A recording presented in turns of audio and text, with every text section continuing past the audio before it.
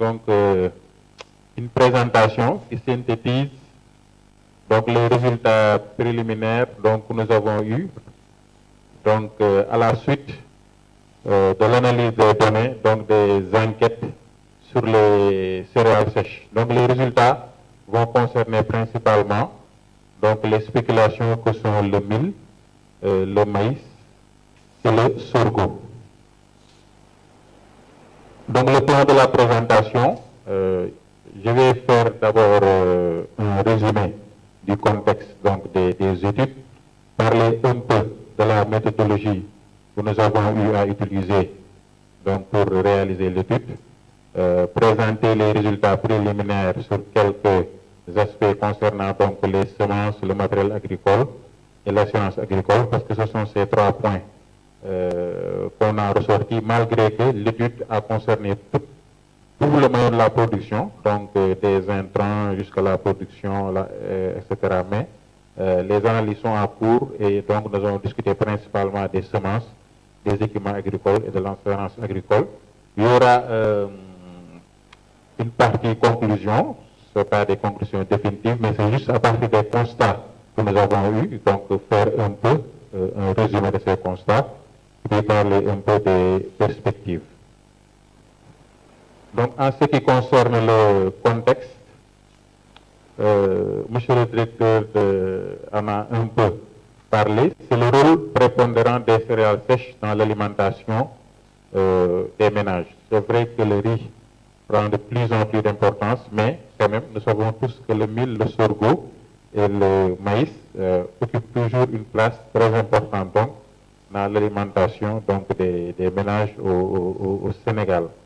Il y a également un autre rôle qui est de plus en plus important donc, dans l'émergence d'une industrie de transformation agroalimentaire. Donc c'est la fourniture de ces industries en matières premières. On sait que ce domaine est de plus en plus donc, développé.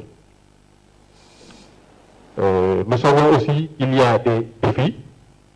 Certains ont déjà brossé ces défis-là. Donc on peut citer, il y en a plusieurs, mais on va citer 2. Donc il y a le premier qui est l'amélioration de la productivité donc, et de la compétitivité donc, des cultures que nous venons de citer, le mil, sorgho, maïs. Ça c'est un défi que nous connaissons tous.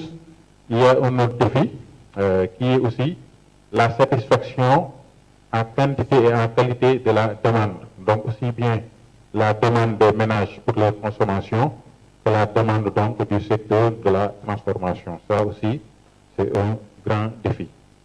Et donc, nous avons besoin d'informations approfondies sur ces filières pour pouvoir donc, formuler des recommandations donc, un peu donc, pour solutionner les défis que nous avons utilisés. C'est dans ce cadre donc que des enquêtes donc, sur les céréales sèches ont été menées justement pour collecter des informations donc, pour pouvoir les traiter et à la fin donc, pour pouvoir formuler des recommandations pour lever donc les défis que nous avons identifiés pour ces filières. On va un peu parler de la méthodologie. Donc, comme vous l'avez vu dans le tableau précédent, donc c'est la DAPSA qui a piloté donc, cette enquête. Et c'est une enquête nationale parce qu'elle a couvert l'ensemble du territoire, sauf Dakar, Pikine et Guédiawaye. Donc, elle a couvert les 42 départements agricoles du Sénégal qui sont concernés par l'enquête agricole. Et c'est justement l'échantillon donc a été tiré donc du dispositif de la DAPSA couvert donc dans le cadre des enquêtes agricoles qu'elle mène chaque année. Donc l'échantillon a concerné donc 4860 ménages répartis donc dans les 42 départements agricoles du Sénégal. Maintenant, nous allons aborder un peu les résultats. Et comme je vous l'avais annoncé, donc, nous allons nous appesantir sur l'accès aux semences, l'accès et le niveau d'équipement agricole. Nous allons également aborder donc l'assurance agricole. Donc, en ce qui concerne l'accès aux semences, nous présentons sur cette diapo donc 2 tableaux. Le premier tableau, c'est le niveau d'accès aux semences certifiées, donc pour les cultures que sont le mil, le maïs et le sorgho. Donc le premier tableau, vous voyez que c'est le pourcentage de ménages qui utilisent les semences non certifiées pour la première ligne. Et la deuxième ligne, c'est le pourcentage de ménages qui utilisent des semences certifiées. Vous voyez donc le pourcentage qui utilise des semences certifiées, il est assez faible. Pour le maïs, il est de 6,4, donc c'est la spéculation pour laquelle le pourcentage est plus élevé. Et il est encore plus faible dans le cadre pour le sorgho et pour donc, le mil. Donc nous voyons donc le pourcentage utilisant des semences certifiées est assez faible. Maintenant, si on regarde toujours une autre manière de voir l'accès aux semences certifiées, donc c'est le pourcentage des semences certifiées en kilos. Donc on voit que pour le maïs, donc c'est 12,5% de semences de semences certifiées qui sont utilisées, et pour le sorgho c'est 1,5 et pour le mil c'est 3,4. Donc ceci pour dire que par exemple pour le maïs, pour 100 kg de semences utilisées, les 12,5 sont des semences certifiées. Et pour le mil, donc ce pourcentage est de 3,4. Et pour le sorgho, ce pourcentage est plus faible et il est de 1,5. Si on regarde l'origine des semences certifiées, donc ce camembert indique l'origine donc en le désagrégeant en deux grandes catégories. Donc il y a d'abord les coopératives semencières et ensuite les semenciers individuels. Les semenciers individuels regroupent plusieurs catégories qui peuvent être des multiplicateurs de semences ou bien des producteurs semenciers ou bien des fournisseurs d'intrants. Donc si on voit l'origine des semences certifiées, donc à 70%, donc les ménages s'approvisionnent donc auprès des semenciers donc individuels, des multiplicateurs de semences ou bien des fournisseurs d'intrants. Et à 30%, les ménages s'approvisionnent donc auprès des coopératives semencières. Si on regarde maintenant les semences subventionnées, là également, ce graphe et ce tableau et ce graphe montrent un peu donc l'accès concernant les semences subventionnées. Si on regarde le premier tableau, donc le tableau 3, quantité de semences subventionnées pour 100 kg de semences utilisées. Donc en pourcentage, on voit que c'est le maïs qui est la spéculation pour laquelle donc le pourcentage de semences subventionnées est plus élevé. Donc il est de 4,6%. Pour le mil, il est faible, 1,2%. Et pour le sorgho, il est de 0,4%. Donc la lecture en fait de ce tableau, c'est-à-dire que pour le maïs, pour 100 kg de semences utilisées, donc les 4,6 en fait proviennent de semences subventionnées par l'État. Donc pour dire que c'est vrai que c'est le maïs pour laquelle donc on a plus de semences subventionnées, mais ce taux peut être encore amélioré. Maintenant, si on regarde l'accès en termes de pourcentage de ménages qui utilisent les semences subventionnées, donc on voit que ce tableau-là est en concordance avec le premier, ce graphe. Donc c'est le maïs pour lequel donc, ce pourcentage est plus élevé. Donc dans l'échantillon qu'on a enquêté, c'est 4% des ménages donc utilisent des semences subventionnées. Et donc pour le mil, donc ce pourcentage est de 1%. Donc et de même pour le sorgho. Donc les diapos précédentes donc, étaient en relation avec l'accès aux semences. Maintenant, nous allons passer donc à l'accès et le niveau d'équipement des ménages qui ont été enquêtés. Donc cette première diapo donc, montre l'accès au matériel agricole, donc avec une désagrégation en matériel léger et en matériel lourd. Donc si on voit l'accès au matériel léger, nous voyons qu'une part quand même très importante des ménages qui sont enquêtés, 81%, donc disposent de matériel léger. Donc là, c'est un taux d'accès qui est assez important. Par contre, si on voit donc le matériel lourd, donc tracteur, lourd, etc., là, on voit quand même donc les ménages qui disposent donc de ce matériel lourd donc sont faibles et ce taux est de 1%. Si on regarde maintenant en termes de niveau d'équipement, si on voit la composition donc du parc et puis donc les ménages donc qui possèdent ce parc. ce tableau-là, pour le lire, donc la première colonne, c'est le type de matériel, donc, et le nombre qui est disponible. La deuxième colonne, donc, c'est le nombre de ménages qui partagent donc, ce matériel. Donc, en ce qui concerne les houes occidentales, on a 7 houes occidentales pour 10 ménages. Donc, pour dire que, en fait, en ce qui concerne les houes occidentales, les ménages ont un accès quand même qui est important, parce que si on regarde 10 ménages, on va voir qu'il y a 7 occidentales, donc pour 10 ménages. Si on regarde les semoirs, cet accès est encore plus important, parce qu'on voit que pratiquement chaque famille, on trouve un semoir. Donc c'est un semoir en moyenne, parce que là, il faut voir, ce sont des moyennes. Donc en moyenne, on trouve donc un semoir donc, pour un ménage. Aussi, ça également, c'est quand même important, parce qu'on voit qu'en moyenne, on trouve 2 ou 6 donc pour un ménage. Et pour le matériel lourd, comme l'avait suggéré la diapo précédente, là, on va voir qu'il y a par exemple en moyenne 3 tracteurs pour 500 ménages.